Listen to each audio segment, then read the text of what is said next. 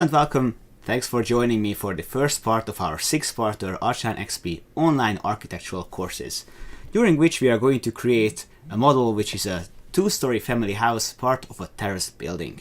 So that's what we are going to end up creating.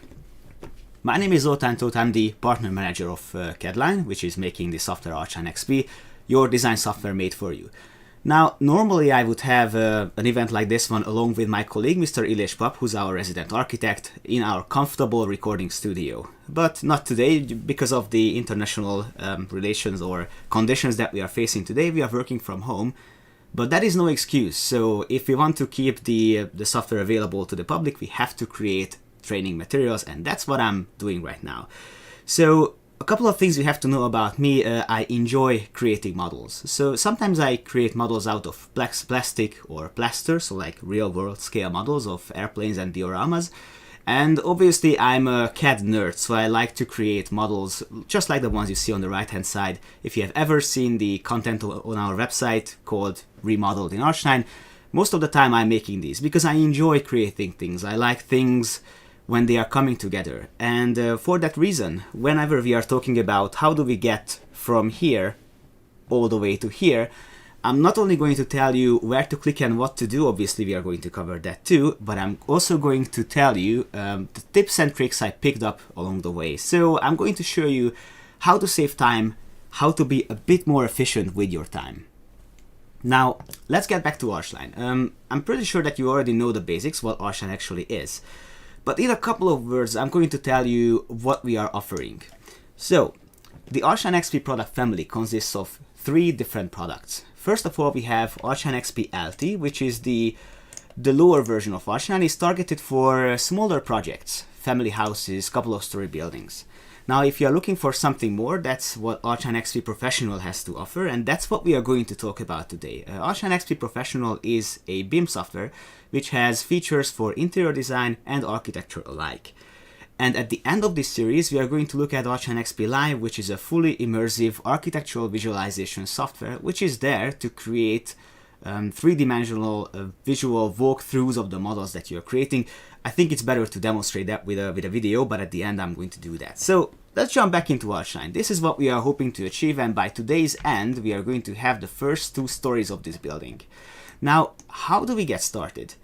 Obviously, when you are working in an architectural environment, more often than not, you have files available to you, and that's the time when we have to talk about import formats. What are the file formats that you can import into ARCHLine? Because let's face it, more often than not, you are going to work on something which somebody has already started creating.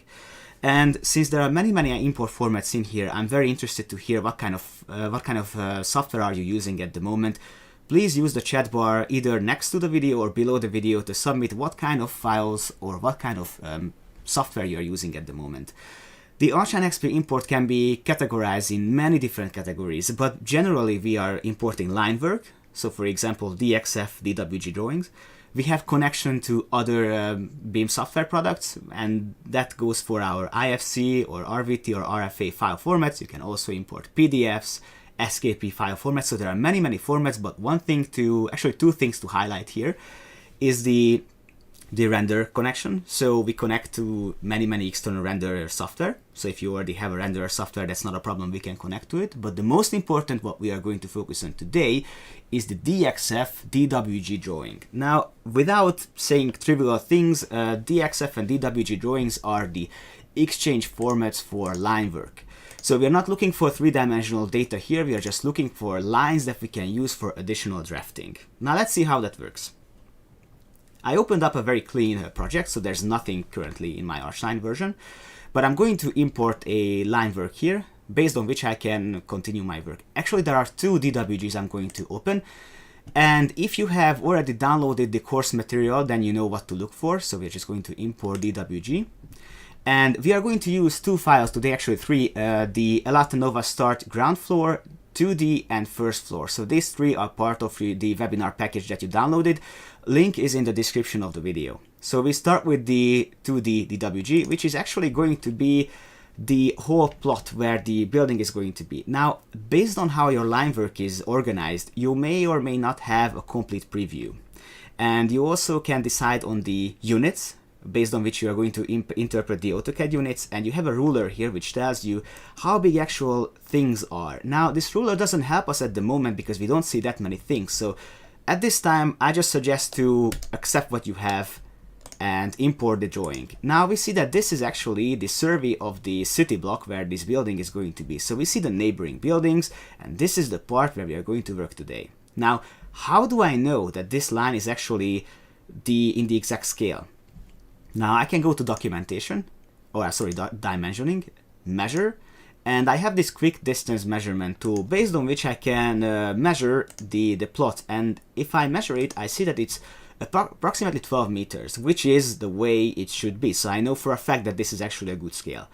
By the way, today I'm going to work in millimeters, but I know that you're coming from all kinds of different countries with all kinds of different regulations. So if you want to change that, you can, but whatever you see down here, that's the unit that you are going to work on today. Now, it's very important that I have a project origin over here, and this is important because I'm going to import another DWG on top of this one, and as long as I'm not moving this project origin, the next DWG is going to be at the exact space where it should be. So let's go to File and Import DWG again, and I'm going to import the ground floor DWG. Now again, I have a floor plan here with many lines, so I can just zoom in and see if this makes sense. I think if this is 5 meters, then this should be approximately 4, so this one should be good. So I'm just going to accept it. By the way, if things are not appearing in the right scale, you can rescale things. So now you see that the city block drawing and the ground floor is actually lined up nicely. Now, let's return to this project origin topic for a second, because this is a major issue if you're working on large DXF DWG drawings. If you are working on a drawing where the origin is very far away, let's say a couple of 100 kilometers away where you need it, then you might have calculation issues. And let's see, how do you fix that? How do you move the project origin? Let's say I want to move the origin over to the fence over here. It's not a great distance difference, but it might make a difference. So let's just go to Edit, Move, Relocate Project Origin, and I'm just going to click on the node where I want the origin to go. Hit accept, and the origin is now there, so everything is going to be done in relation to this origin. I'm just going to reset this because I'm going to need it later on, so I'm just going to reset the origin. There you go. Now, here is my problem. This is a 2-dimensional drawing. How do I turn this into a 3-dimensional building? And for that, we have to talk about the building menu up here, which is holding all the components to create architectural drawings, including walls, slabs, columns, doors, and windows. Let's first talk about walls, because I have to somehow turn these lines, these are just lines, they are not helping me that much, turn them into 3-dimensional wall models. Before I do that, right click on the wall and let's go to the properties. Let's see what kind of walls I'm going to work with. When it comes to walls, you can obviously decide on the height of the walls, the total thickness, base offset if you want to elevate it or decrease it into the ground, and the materials. Now, this is just a one single layered wall. Later I'm going to show you how to make a multi-layered wall. And one important thing is that whatever you are creating, you can save it into something that we call styles. Now, let's talk about styles for a second. If you select the wall menu, then you see that you have all kinds of walls available at your disposal. Multi-layer, single-layered. Let's look at something which is multi-layered, like this one, a core layer and 2 plastered layers at the end. Now, if I create something like this, I see in the 3D that I have a very nice wall which has all the properties I have defined. But here's the problem. This floor plan over here has multiple wall thicknesses, so how do I decide which wall I should use from our properties or from my list? For that, I have a very good tool which I like to use. That's one of my favorite tools at this stage. It's called Wall on DWG Drawing. Now here's what we do. We select this tool and we click on 2 ending points of a line, like this, and click on the opposite side of the wall. Obviously now I don't have the right style selected, so let me just undo that. Actually, that's very good to demonstrate. Undo is done by Ctrl-Z. So I'm going to look for a wall which has a very proper hatch pattern, so I'm just going to click on wall, and I'm going to use a 1 layer 30 wide wall. So go back to wall on DWG, one side, the other side, click on the opposite face, and I see a 3-dimensional wall piece appearing. Let's proceed. Click on one side, click on the other end, and click on the opposite side, and there you go. I have the wall taking shape right now. Again, if you want to continue, you can go back to the wall DWG drawing tool, but there's a very single shortcut I can show you here. If you right click on your work area, you can pull up the last used DWG drawing. That's the first trick I'm showing you today. So just right click, walls on DWG, click on one side, the other side, opposite face, and there you go. It's a bit repetitive at this point, but at least you don't have to care about the wall thickness. So you don't have to worry about picking the wrong walls. This is actually a good time to just click and redraw the whole thing. If you enjoy listening to music while you work, I recommend that you pick something which is there to inspire you. I sometimes like to listen to something instrumental, so it's not taking my attention away from what I'm doing. So I have the main walls now, but there's something wrong. I don't have the right connection. How do we amend that? First of all, let's investigate how do I change the focus of what I'm working on. I click on this window, so whenever I click on the window, I see the blue header activated, and I click on this button over here, which is going to magnify the window I'm working on. Okay, I need to rotate the drawing now. There are many ways to do it. If you right click with the mouse and you hold it, you can rotate your drawing. Similarly, if you hold the shift key and the scroll, then you can rotate your drawing at will. Scroll in and you can zoom in, scroll out, you can zoom out, double tap with the scroll, and the model is going to be fit to the screen. So let's talk about the wall connections. That's not really good for me. In the quick access toolbar, I have the Tnf Connections. I'm just going to click on the L connection, click one wall, click the other, connection is amended. There you go. I think the other connections are good, except for this one. So I'm just going to do it again. There you go. Okay, let's talk about partition walls. For that, I need to go back to the 2D, magnify it, zoom in with the scroll, and proceed. Now, here is the problem. The drawing is getting pretty intense. There are many things I don't need. I don't need the stair now. I don't need all the lines. So I need to make this a bit more clearer. How do I do that? Remember when we were bringing in the DWG drawings? If you already know CAD, you know that every drawing comes with layers. And that's the case also with ARCHLine. Click on this tool over here, and that brings up the layer manager. Now, just very simple. Layers are sort of transparent entities onto which you can put certain architectural items, and that way you can filter and switch on and off what you want to see and what you do not want to see. For example, I have the drawings brought in. That's the Elatanova Star 2D. So that's all the lines and layers that came with the drawing, and I have the layers that I have created. So how do I disable everything except for the walls? Now let's go to all layers, click on one of the layers, Ctrl A to select all of them, and click on the light bulb, and that would turn off all the layers. Now that's not really good for me, because if I turn off all the layers, then that's not going to help me at all, because then I would not know what to use for actually keep on working. So I'm just going to have to enable the walls, the load-bearing walls. And I think I would also need the slab. So I'm just going to look for slab. And that would nicely filter up. Oh, the partition walls are missing as well. I have to go back to my layer manager. And I'm just going to enable that too. So you see, you can customize what you want to see. So just filter down your model, because otherwise you have a very hard time navigating with all the lines. So for example, now a staircase is gone because I don't really need it. Now let's go back to creating the walls. So I'm just going to hit walls on DWG. And you know the drill, just click on the opposite ends, opposite side, click on one, the other, and there you go.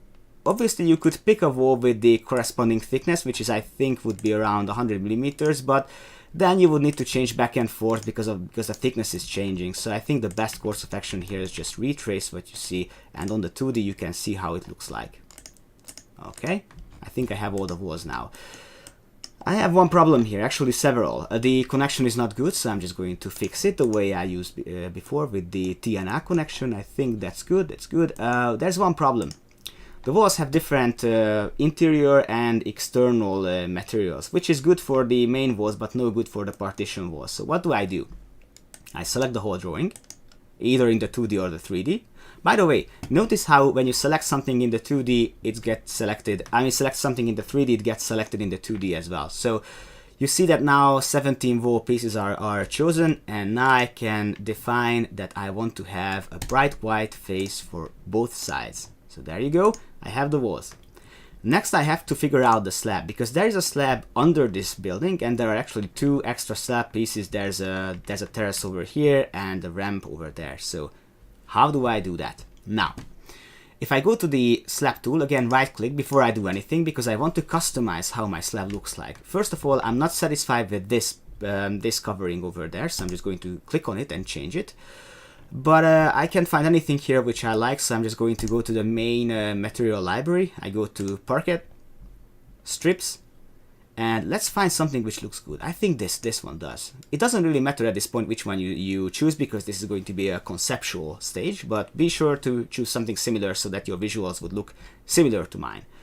Hit OK, and now comes the side of the slab, which should correspond with the walls, so that should be bright white over here. There you go.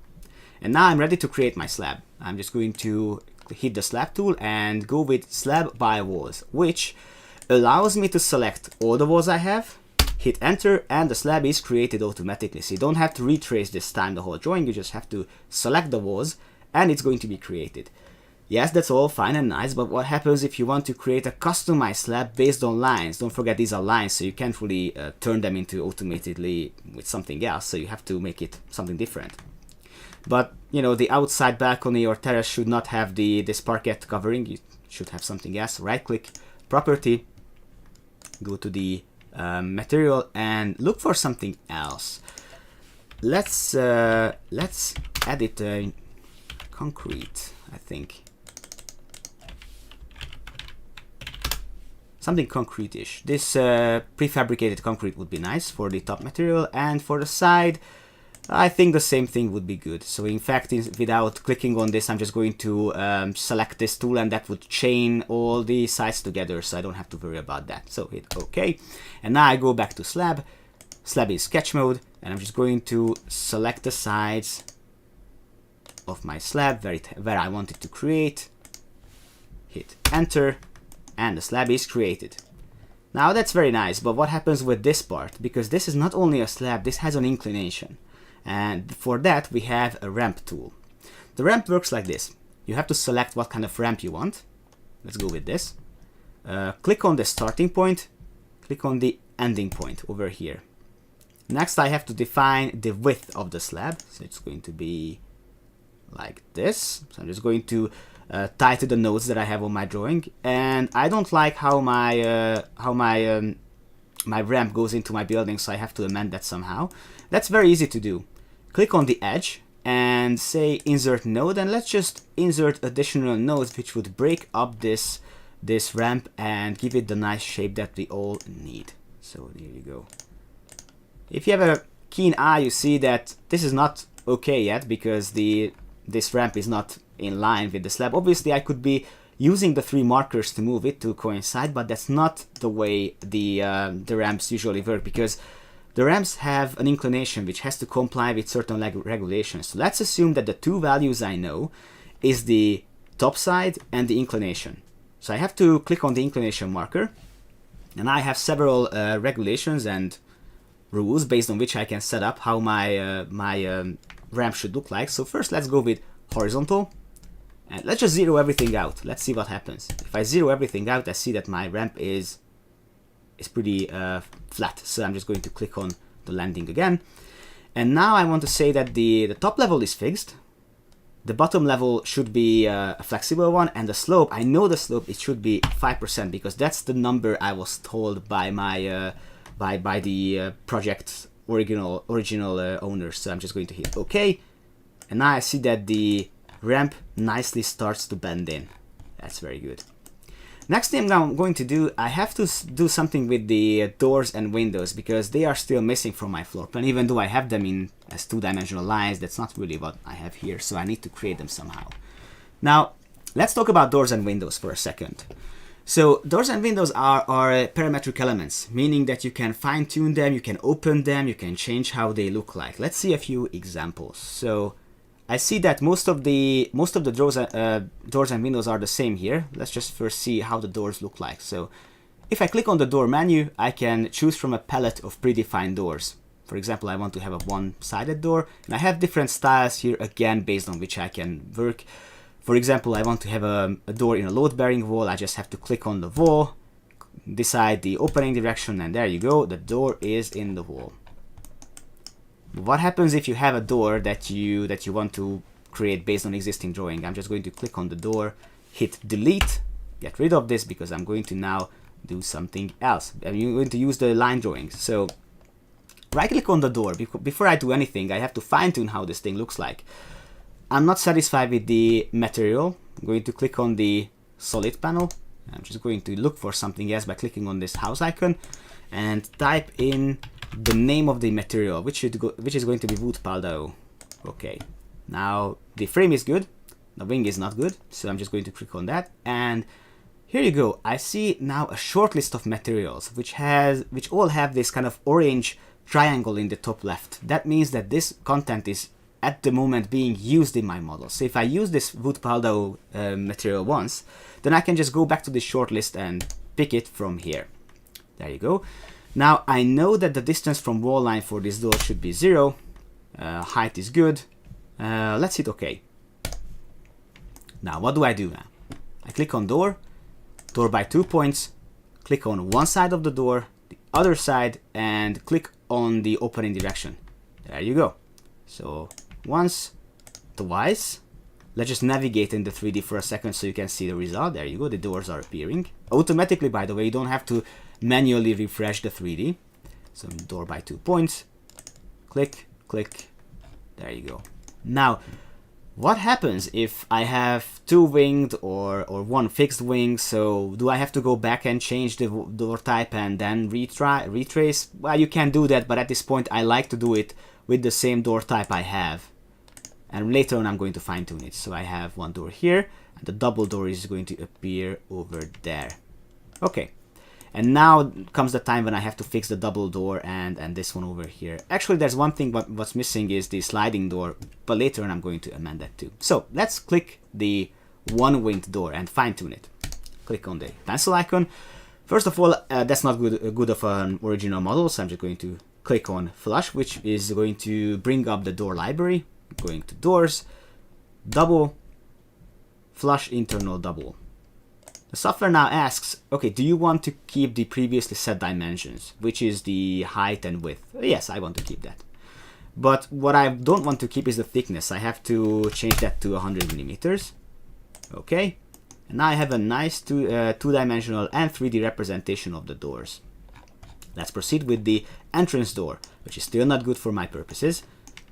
I click on the door, click the pencil, and I'm going to say that this is going to be a double door as well, but one side is going to be fixed. Yes, I want to keep the previously set dimensions, and the distance from wall line, I think I should decrease that or increase that. There you go. So nice, the doors are now there. Let's proceed now with the windows, and after that I have to look at what happens if I want to change something in my floor plan.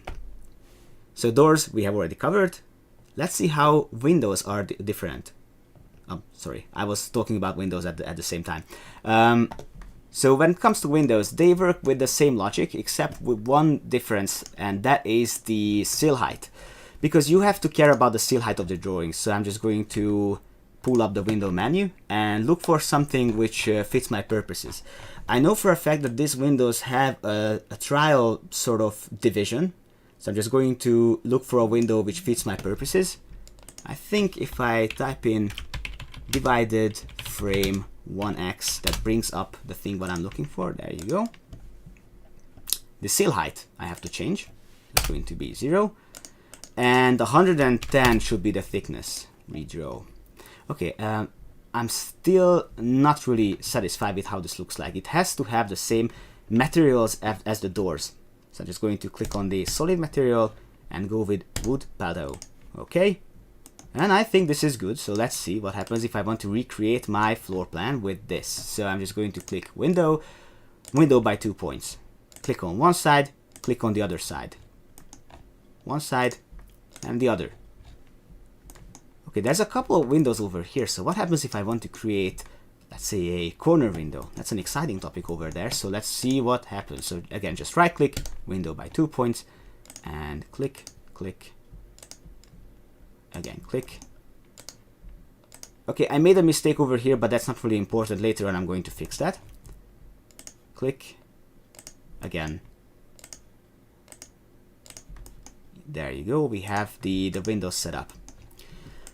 There are a couple of things what I have to figure out. First, let's talk about the corner window. How do I link them up and make them look nicer? For that, I have a tool which I can use both in 2D and 3D. So let's go for window, windows on wall corner, join two openings to create a wall corner. Click on one window, click on the other. Okay, again, that's not really good for me because there are gaps now. How do I fix that? It's easy. Click on the window, click on the ending point, change size. There you go. Click on the window, click on the ending point, change size. Okay, one thing is not good. I'm not sure if you realize, but I don't like the seal. The seal is not in harmony with the material of the window. So how do I select all my windows and change the seals? It's easy. You select the whole floor plan, just like that. And I see I have a bunch of elements selected, but how do I filter down to windows? Just like that, from this quick filter down. That's trick number 2.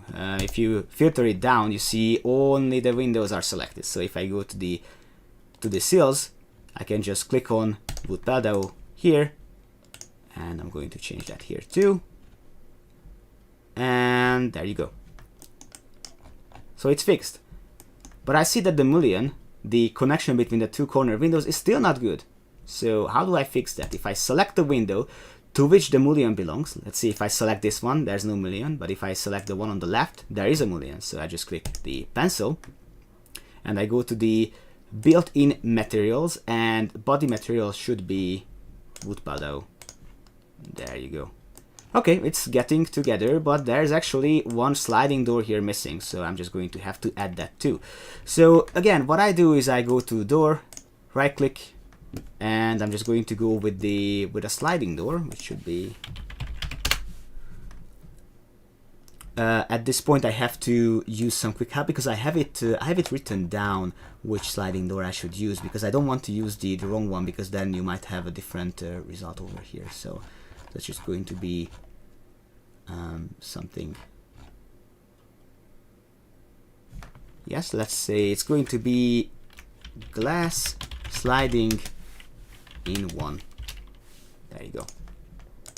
Okay, about this door, I see that the distance from wall line should be 50 millimeters, and again, door by 2 points.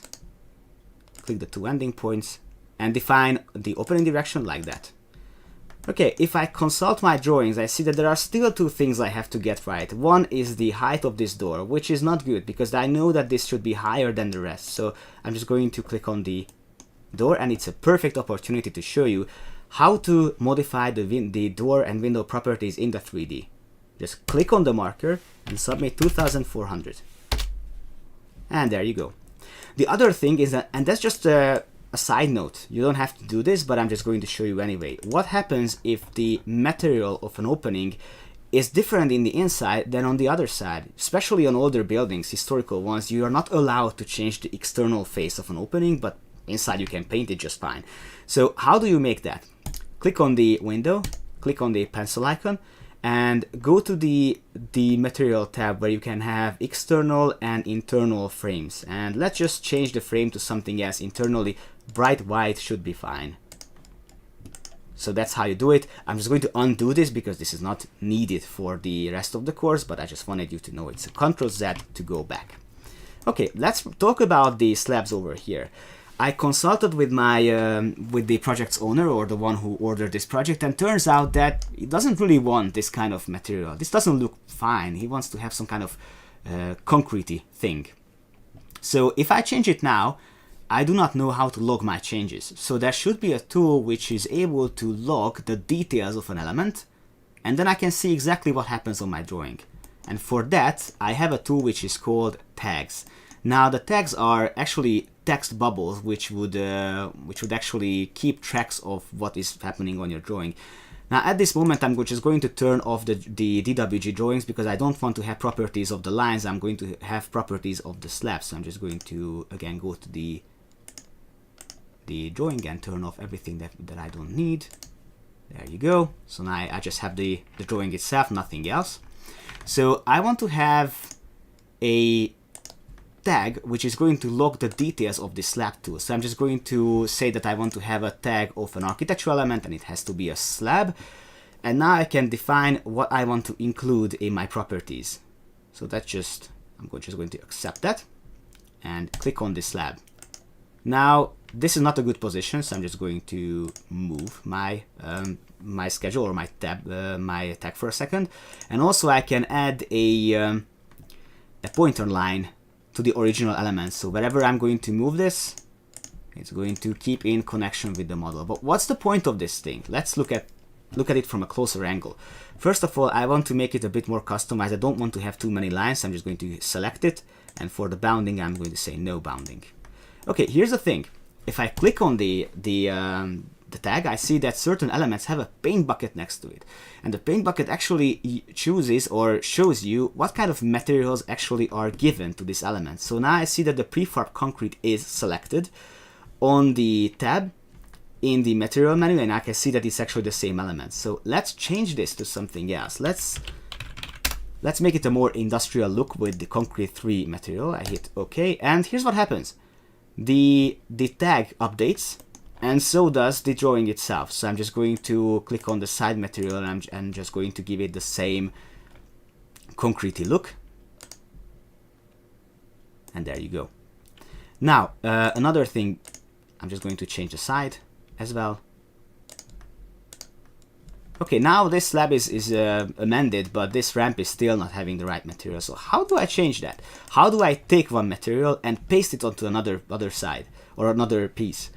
Select the element I want to copy from, right click and say find material, and now I see the concrete 3 being selected on my floor plan or selected, and I'm just going to click, drag and drop onto the next surface, and I'm just going to say I'm replacing this material with another on this particular object. Click on it and the change takes place. So it's very easy to update the changes on your drawing. So you don't have to manually update everything. You just have to care about the things with you just have to care about the things that you want to create. Meanwhile, I would like to thank the questions that are coming in. I'm going to try to answer them at the end. So just keep asking the questions. I see that they are very, very on the topic. So that's very good. At the end, I'm going to talk about them too. Okay, I have the drawing now. I have the walls, I have the openings, but how do I get from one floor to the other? I promised you a multi-story building, so I have to deliver on that promise. If I want to create a staircase, I have to create a staircase over here. Now, remember, I used to have a 2-dimensional drawing which showed the staircase, but I don't need that because I can recreate that based on these nodes. So I'm just going to go to building, stair, and again I have multiple stair styles I can use. So I have wooden stair without any waist slab, just the risers and the threads, but I'm just going to use a normal stair over here. And as for the shape, I'm going to go with an L form. So I click on the starting point of the staircase and I start to draw my stair, but the stair is not going to be created on the right side, so I'm just going to hit right side, click on the corner node, click on how high I want this staircase to go. Here's the trick. I want to make the staircase go to this level. How do I tie to this point? There are actually 2 ways. You either move your cursor over there and these green axes appear. That's trick number 3 for you. Or you just hit the shift key and that would lock the staircase in a horizontal or a vertical position and just tie to the point that you want to tie to. Okay, this staircase is not actually at all good, so this has to be fine-tuned. So let's select the staircase, select the pencil icon, and let's go through the properties of the staircase. First of all comes the stair's height, which is currently 1,800 millimeters. Okay, how do I know where to get or how high this has to get? Now, I can either submit the value, Or I can just say that, listen, this stair has to take the floor height into consideration. And boom, the staircase now goes to 300 millimeters.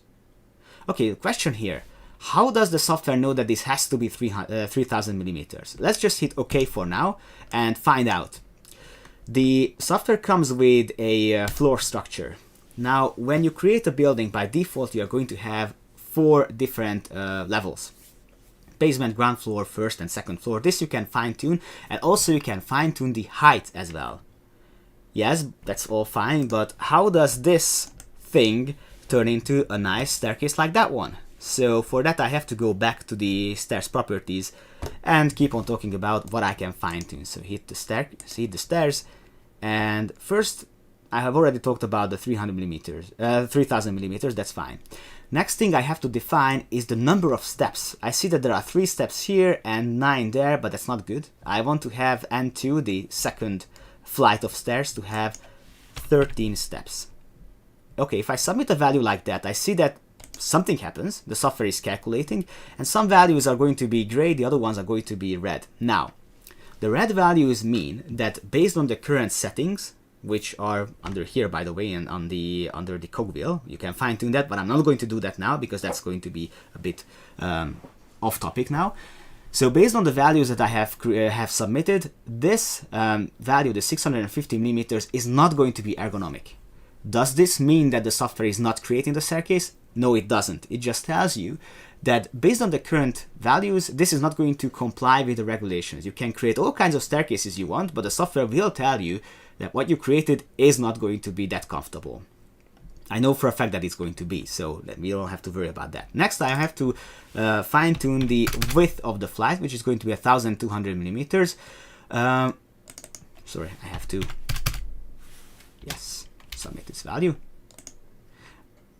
Okay, and I can define the length of the flights. I'm not going to care about that. Now the software tells me that one of the flights is not long enough, but I don't really have to care about that. Just hit OK. Now, yes, the width is not defined yet. Was it 1200 maybe?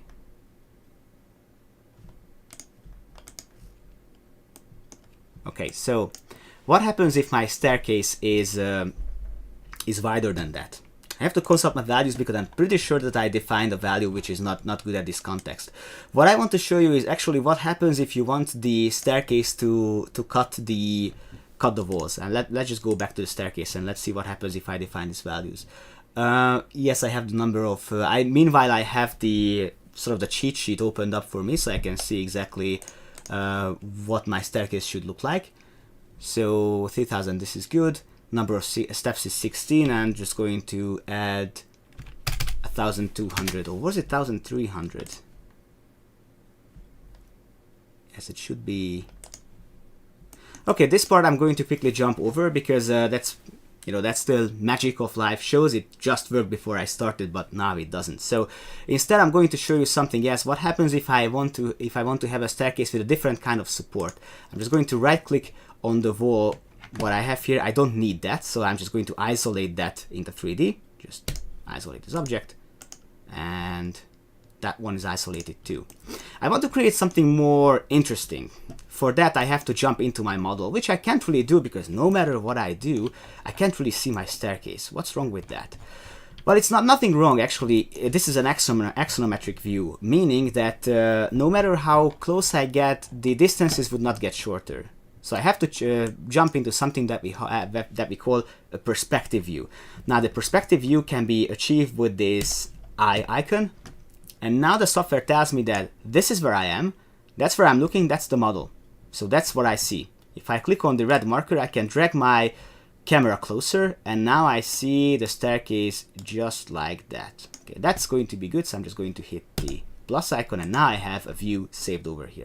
Later on, we are going to return to that. Don't have to worry about that. So let's click on the staircase and go back to the properties and dig a little bit deeper. If I go to support, I see that currently my staircase has a waist slab, which is this white part over here, which is 150 millimeters. but I don't want to have a vase slab. I want to have a stringer. Now the stringer is something you can use to give it like a normal support for your staircases, like a middle one.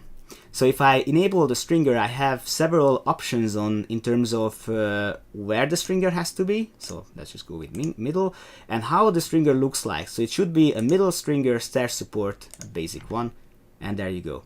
Looks like there's a problem over there. I think I have an extra node. Maybe that would explain why my staircase is not looking the way it should. So if I go to the stair properties, I go to step geometry, I see that accidentally maybe I misclicked, but this is actually one of the steps is actually a landing. So that's not going to be good. It has to be a step.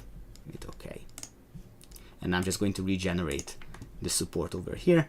So I'm just going to click on the staircase, go back to support, and going to say that this has to be regenerated just like that. So you can have a very nice like middle console for this staircase. Let's just add another one. Let's see what happens then. So I'm just going to click the staircase, go to support, and instead I'm going to go with this. So I suggest you just experiment. In fact, if you have a very adventurous mind, or you're not afraid of falling down on the stairs, let's just select the properties then and disable the stringer, and then you end up with the steps themselves, which if you combine them with riser boards, which are over here, let's give it a slanted riser board, then you end up with something like this. So again, this is a scenario which you can use. I'm not going to go with that one. I'm just going to undo this, and I'm just going to go back until I have a vase slab, because that's what I'm going to work on as we go on. So I'm just going to go back to support and go with a vase slab. Okay. Next thing I have to do, I promised you a multi-story building, so that's what we shall have. But how? First of all, let's go back to axonometry. I'm just going to click on this item up here and go to any of these views. So I'm just going to go like this. How do I make this building have an additional floor? Which is to say, how do we get to the first floor or second floor if you're coming from the US? Here we would say ground floor and second floor. You see that the first floor is very similar to the ground floor, but there are some differences. So how do I copy this without having to work too much? What I usually do, I select the whole drawing, and I just click on the 3D on the things I do not want to copy. I do not want to have the partition wall. That one, that one, that one over there. I do not need that either. The staircase, I don't need it. So I end up with this. And now I'm just going to, oh, that one I don't need either. I hit Control and then just click on the elements. And I unselected a bunch of things. And now I'm just going to say copy objects to first floor. And there you go. You have an additional element. With additional walls I have to delete. Maybe I have forgotten to select them. Okay, there are a couple of things I have to figure out now. There are differences between the two floors. I have to update these differences, and also I have to talk about how to navigate between floors and actually how to copy things. I showed you that if you select one thing and say that copy the element to another floor, that's doable. But if you are in the floor manager, I can just simply copy elements from here. So I'm just going to select the ground floor over here, and I'm just going to say I want to copy elements, and then I can just select the elements I want to copy. So I'm not going to do that again because I just did. First problem, how do I get from the staircase to the first floor? I select the floor plan, hit page down to go one step down, hit the staircase, and under the staircase menu there's a cut slabs above stair option, which would nicely cut the slab. So that's good, that's fine. One thing is actually filtered out as a problem. Second problem is how do I retrace the drawings that I have already retraced before, now this time on the first floor. I have to go back to the layer manager, and I'm just going to have to enable the layers what I have disabled before. So I'm just going to hit OK. Oh no, sorry, I don't even have a drawing to retrace here. So that's why I don't see the lines. So I'm just going to hit File, Import, and this time I'm going to bring in the first floor of this drawing. I think the scale is fine, so I'm just going to hit OK. Yep, I'm going to place it, and now I see the 2D lines superimposed over my lines. I see several things here that I can retrace, so I'm just going to use the Wall on DWG and do the same thing as I did before. There's no magic over here. I'm just going to select the walls. In fact, I'm just going to highlight this window so I have more space to work. So first, I'm going to retrace the walls, and then come the windows. It's pretty repetitive, but that's the best way to do it without having to worry too much about the wall thicknesses. There you go.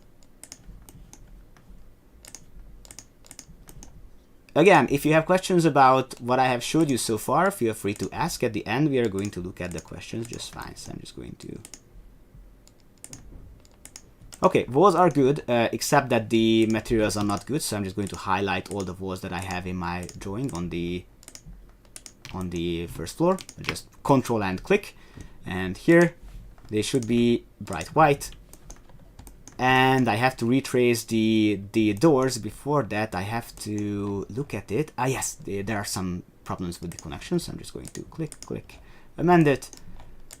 Again, if there are too many nodes on your drawing, this is going to inevitably happen. So let's just keep an eye on that. So, going back to door, I'm just going to pull up a flush door. There you go.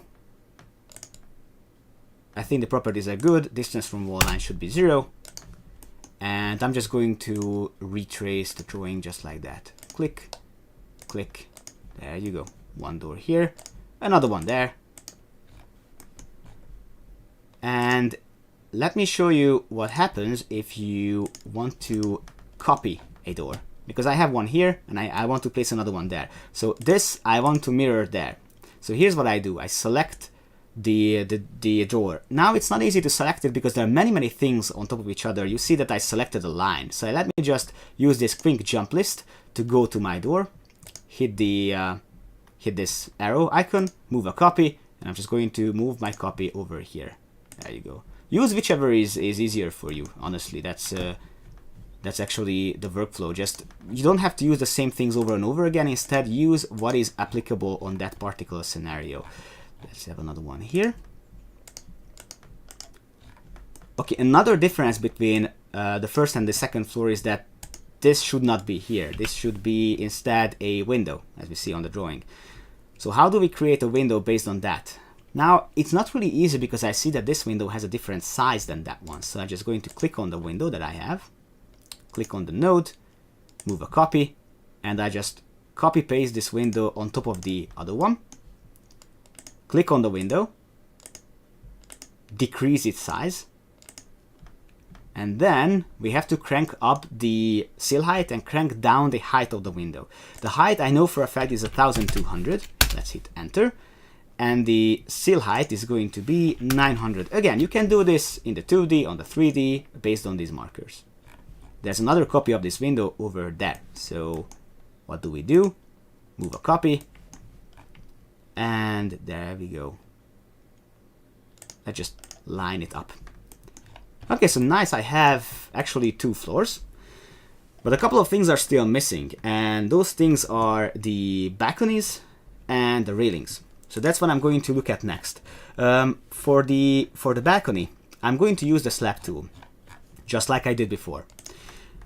I'm just going to make sure with the page up and page down buttons that I'm actually on the right floor. So this is the ground floor, this is the first floor. So this is what I have to retrace.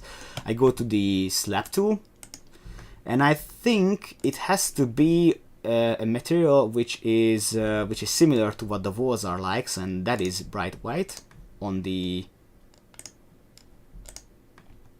sides, on the top, and I think the bottom material should be white ceiling. There you go. Hit OK, and now I'm just going to retrace what I have here, which I can do using this tool, Slab in sketch mode, and I'm just going to highlight and retrace what I have over here. There you go. Click, click, enter, and the slab is over here. I'm going to return here in a second to create a railing, but before that I have to create a roof over here, for which I again have some numbers which I have to pull up because I don't know them on top of my head, and I have a very nice sort of content here which I can use. You can fine-tune these things as you go, but it's better to sort of get them right on the first try. So here I want to have two slabs on top of each other, which I can create by clicking on the slab tool and first slab in sketch mode, retrace what I have over here, hit enter. Slab is created, but it's way too thick, so I have to change its properties, which I can do by clicking on the slab, and here the height should be -100, and the base elevation, you see how things update right away, you don't have to manually update things, and the base elevation should be -300. There you go.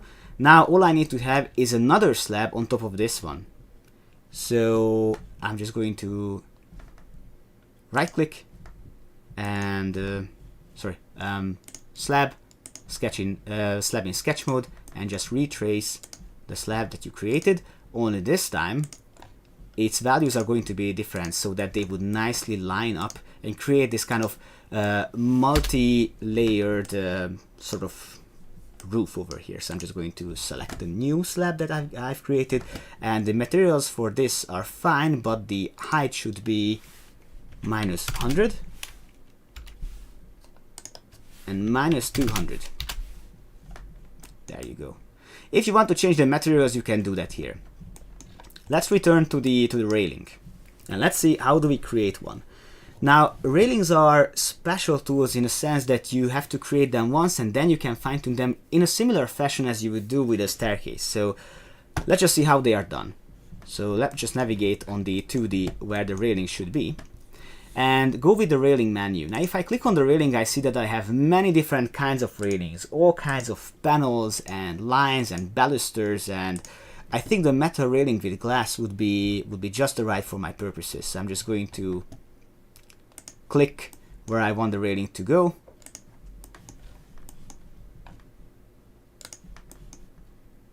and the railing is created. Now, as it happens, I'm not really satisfied with the height of this railing because I see that it's actually higher than it should be. So what do? I click on the marker and I click on the blue marker, and if I click on that, I can vertically move my railing, so I can push it downwards, and I type in 100 millimeter would be fine to. Actually, let's make it 200. It's not an additional 150 would be fine. Yeah, there you go. So that's what I wanted to achieve. Now, some of you have already noticed that there's one major problem with the representation of my staircases. Let me show you why that is. For now, I'm going to get rid of the imported 2Wg drawing, and I'm just going to disable the first floor, and you will see right away what the problem is. The problem is that I don't see the staircase.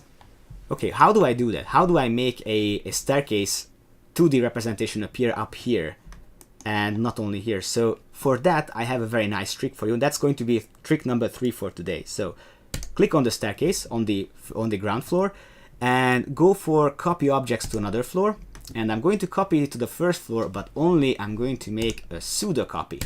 Now a pseudo copy actually is only a 2-dimensional group, which is not the original element, only it just looks like it. So if I want to fine-tune this, you can do that. So click on the element, right click and edit group, and now I can fine-tune how my group looks like. Select elements you don't need, hit delete, and select this element over here, which is delete between points, and then you can just fine-tune and get rid of the things that you do not need. So if I have way too many excess lines, then I can do that. In fact, I'm going to have one line over here. How do I do that? 2 ways actually. You either go to drafting and select line, or if you have already used CAD, you just type in line, and just click. So now all I have to do, I just have to get rid of the things that I don't need. There you go. And when I'm done with this, I just have to trim this line back, it seems. Oh, I had an extra excess line. When I'm done with this, I just click on the group, and I'm going to say I'm going to close the group, and from now on the representation should be look like. I think I have two groups on top of each other. I have to go back to this and see why it did not work the way it was supposed to. But anyway, that will be the idea. You can select the group and edit it the way you want. Another thing that comes up as a question more often than not is how do I define the line weight of this drawing? I can do that up here. So if I go to the view control bar and I drop it down, I see that I can choose between different line weight scales. I can go back to 1 to 50 and I go down to 1 to 10. This does not affect the printing scale. This just affects the way I see the model now. So for now, we are going to stop here. So we are going to stop modeling here, and tomorrow we are going to move ahead with the roof and the gutters and other elements, all exciting parts. But let's first now look at the questions that we have. Oh, there's quite many. So there are some Spanish questions I don't quite understand, but I'll try my best. Okay, how do we draw shutters on windows? That's a good question. For shutters, we have a library. We have a library in which we can either add a window which has a built-in shutter with it, or you can go with the object itself and find the shutter which you need. The shutter one leaf, I think that would be fine, so I'm just going to go to this window and I'm just going to place it like that. Okay, this doesn't really look good on this model, but you get the idea. One important thing is that you can fine-tune how this shutter looks like. I'm just going to go to the 2D and open up its properties, and you can decide how many parts you have in there, what the height is, what the material is. But that's the idea. That's how you create a shutter based on the window that you already have. Let me just get rid of this because I really don't like it on here. Okay, question: is it possible to build from scratch a wall with thermal insulation, so on section we can see the different elements of the walls and make a printable detail of the workers? Now, that's actually a very good question, because as you have noticed, this was a conceptual model with one layer walls and one layer slabs. That's almost never the case, so you have to know how to create something more elaborate than that. And that we can do with building, wall. Right click, let's go to property. If I click on edit compound walls, I can build up a wall of many layers. Let's say that this wall has 3 layers, 100 millimeters each, brick on 2 sides and insulation in the middle. How about that? So I'm just going to decrease this to 100 millimeters. And I'm going to make 2 copies. You see right away that it has 3 layers. So I'm just going to click on all of them and I see the fill pattern. This layer should be stone wall, that's fine. But this one should be thermal insulation. I'm just going to click on the edit tool. And here I can define what kind of hatch pattern I want to have here. I can have many from this list. I'm just going to use thermal insulation. Okay. Sorry, I managed not to hit OK once I have set up things. That's something what we do when we are looking at something else. So you see right away that the result is this. Now let's see how this looks like in action. So let's hit OK, and I'm just going to create one wall over here which has the exact patterns. If I go in the 3D, I see that it has the 3 layers. More importantly, and that is very interesting, if I go back to the compound wall and I define the material to something else, let's say it should be insulation, thermal insulation, this one, then even the middle layer would have a different representation in the 3D and on the 2D as well. The next logical question is how do we save this into a sort of factory default? If I select the wall and I click on the style manager here, I can just click new and I can save this into a multi-layered wall webinar name. The folder should be webinar wall styles, and there you go. So from now on I have a wall style which has the exact properties I have set up. And that's the answer to your question, I think. Okay, I'm just looking at the other questions. They are very good to keep this topic even more relevant. So that's how far we are going today. Tomorrow we are going to, as I showed you, talk about how to create a roof and other elements, and later on we proceed with documentation, sections, elevations, quantity takeoff, schedules, and don't forget that this is what we are hoping to achieve. So for now, I'm going to thank you for your attention for today. Thank you for staying around and looking at how this building looks like. I think I can be satisfied with the result, but tomorrow we are going to make it even better. So be sure to stick around. If you like this video, then give it a like, a thumbs up, and subscribe to the channel. And see you tomorrow at 11 when we are going to keep on working on this model and create something beautiful. Thank you for your attention. See you next time.